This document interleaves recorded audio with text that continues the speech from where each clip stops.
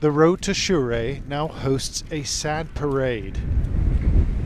A procession of the dispossessed from western Tigray seeking shelter in an overcrowded city.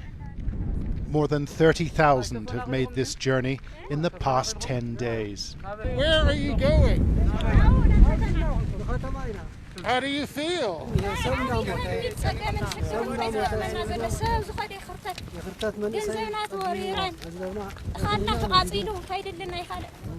They say they've been forced to flee by troops from neighboring Eritrea, as well as militia from the region of Amhara to the south. And the men with guns act like they mean to stay.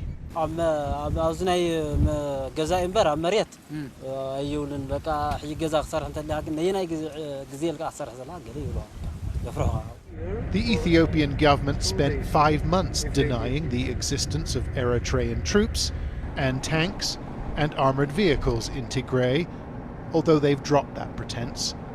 And they looked like a force of occupation to us, a fearsome tool in the fight against the region's former leaders, the TPLF. We stopped to talk to some villagers along the way.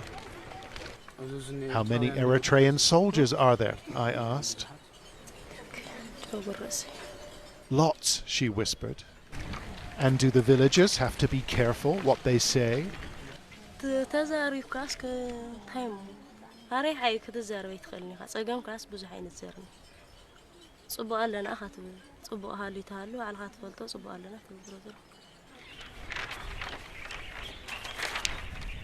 Eritrean army stands accused of serious human rights abuses, including the destruction of refugee camps in Hitsa and this one in Shemelba. 11,500 sought shelter here from the Eritrean regime. But it was subjected to a terrifying assault. Our team the first to document the destruction. Buildings were burnt, health facilities ransacked, medicine and supplies carted away. The attack on this refugee camp and the one at Hitsa by the Eritrean army may represent the single worst atrocity in this vicious campaign. There are still thousands of people unaccounted for. We understand the camp at Shemelba was targeted on November 19th amid heavy fighting with the opposition TPLF. We spoke to a man who said he witnessed the attack. What happened to the people who were here?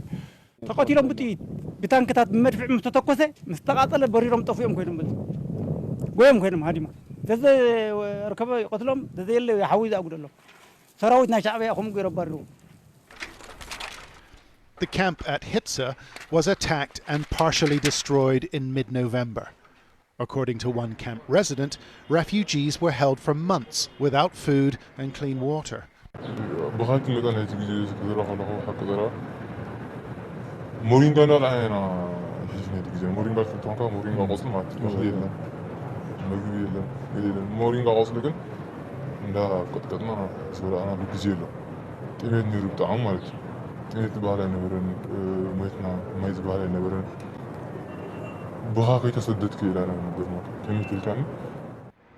Sammy, who fled Eritrea in 2019, told us camp residents were marched back there in January.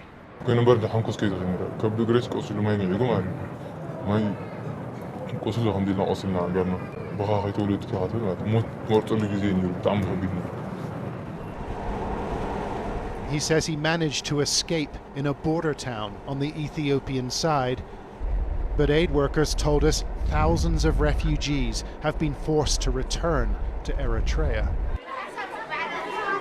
In the city of Shire, hundreds of thousands are camping in schools and sharing stories of great personal suffering. And the sense of anguish here may be the only thing they have left. John Sparks, Sky News, in Tigray.